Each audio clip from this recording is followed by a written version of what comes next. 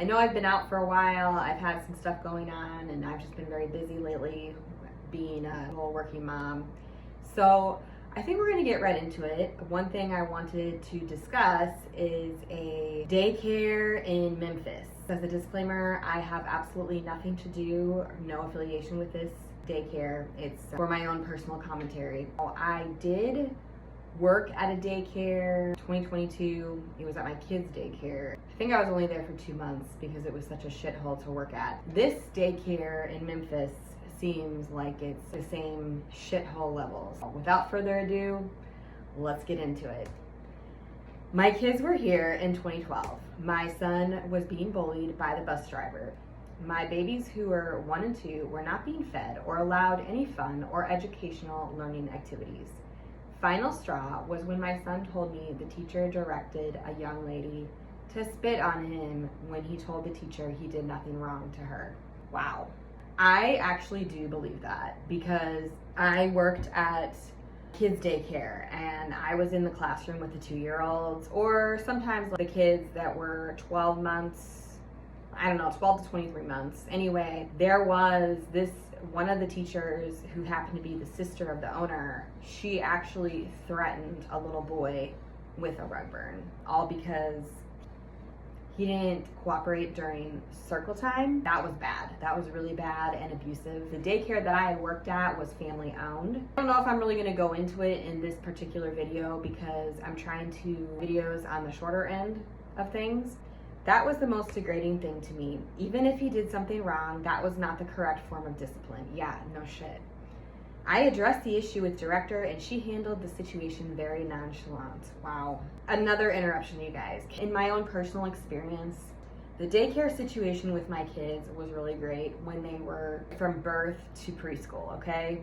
I only worked part-time anyway and I was still married. We had the most perfect daycare setup one could ever imagine. However, once I filed for divorce, I had no choice but to work full-time, and then consequently my kids had to go to daycare full-time. And I'm telling you, every single place that I've ever put my kids at has been one horrible, God-forsaken hellhole after another. So if you're a working mom, you get it, that the daycare crisis and the overall shortage of daycare workers is absolutely awful. I mean awful. So, going back to this review, the accused teacher was allowed to deny allegations with a smile on her face.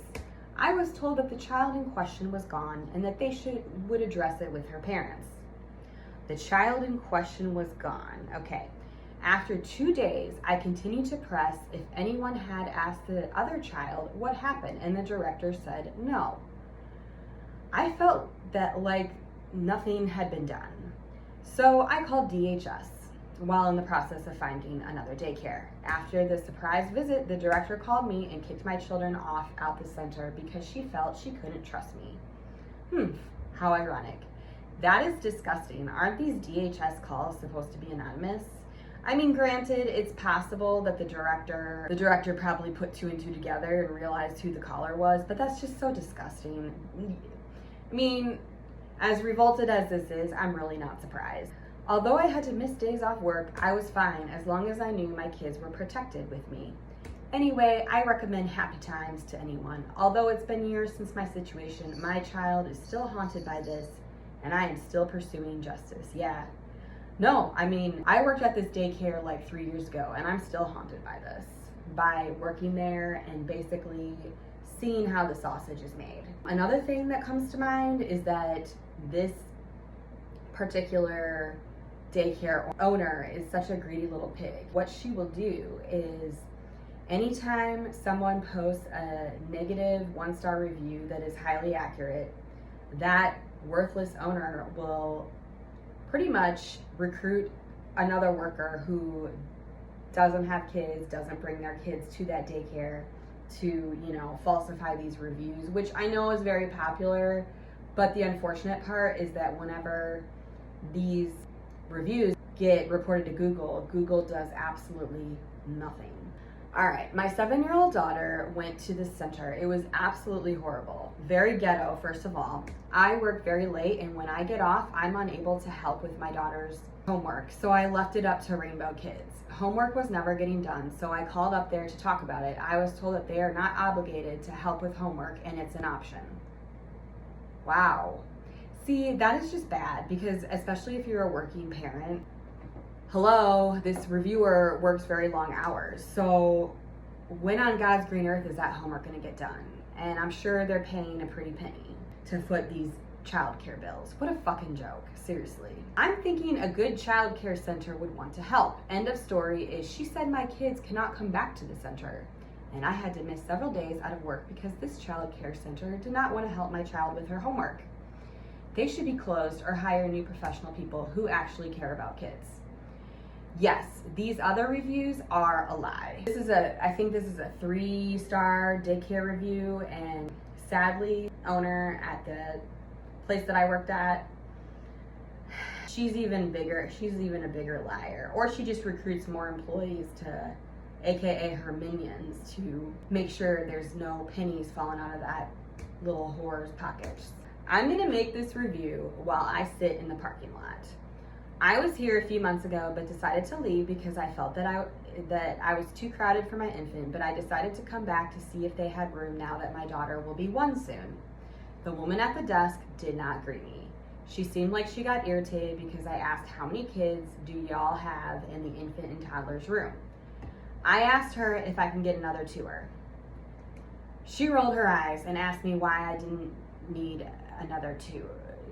I haven't been here in months. That's why I won't be sending my daughter here. Didn't feel welcome at all. Yeah, that's pretty status quo, sadly. Kamisha Davis from 7 years ago says, this is a terrible ass daycare. They are unprofessional as hell. I called them when I was at the DHS office getting my voucher and they told me they had availability. I then came and viewed the school and everything they mentioned, nothing to me about a waiting list. I later called back and they told me they could not accept my child because there were 2 kids in front of him. But why not tell me that before you had me getting a voucher and viewing the school? Then once we were told them we were going to report them for their unprofessionalism. The owner called my physician a racist and she was very rude and disrespectful. They should close this place down. So a couple things to add. What this reviewer is saying is she's talking about daycare assistance that she received through the state. I'm very familiar with that because while my kids are not currently in the before and after school care because their stepmom is able to see them off the bus, my kids did do that for a while, and I did need, being a single mom, I did need the government subsidy for childcare, and that in and of itself, like obviously I needed that because there's no way I could pay for it out of pocket. I feel like the problem is there are so many parents that don't work and they get welfare, and the subsidy will allow these parents to have 40 hours of free daycare a week. For these specific moms, at least the moms that I dealt with at the daycare I worked with, I don't know about this Memphis daycare, but a lot of these moms would just drop their kids off, and I can promise you, they're not spending their so-called work day, applying for jobs and going on interviews. It's not happening. I feel like I was the brunt of that because, here I worked there for 2 months and I was in throes of treatment-resistant depression, and most of the times I didn't even want to get out of bed. Yet here I was working, and all these welfare moms who are perfectly capable of finding a damn job would just throw their kids in our classroom. And the problem with that is you could argue, okay, well, that's your customer base, but most of these child cares have a long waiting list because of the crisis and the shortage of child care workers.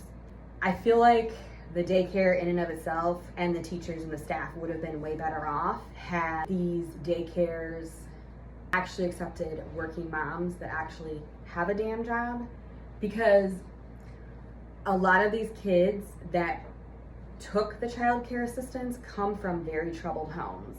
The parents really for the most part, don't give a shit about them. And on top of that, the kids get no attention, no discipline at home, so then the child rearing is left in the hands of the teachers, including myself. And yeah, these kids were just out of control. It didn't have to be that way. Maybe one of these days I'll post a video of specific parents that I just couldn't stand, and maybe I'll do a deep dive. But I do want to keep these long videos to a minimum for now. Taylor Yarbrough has a review from 9 years ago. It says, "A lie, my daughter's arm was whelped up by LaShonda and nothing has been done. They've been whooping them kids in that school. These people getting on here lying, but the truth has come out, and even the people who work there complain. These people ain't right. There's still nothing done. F word, that school never coming back."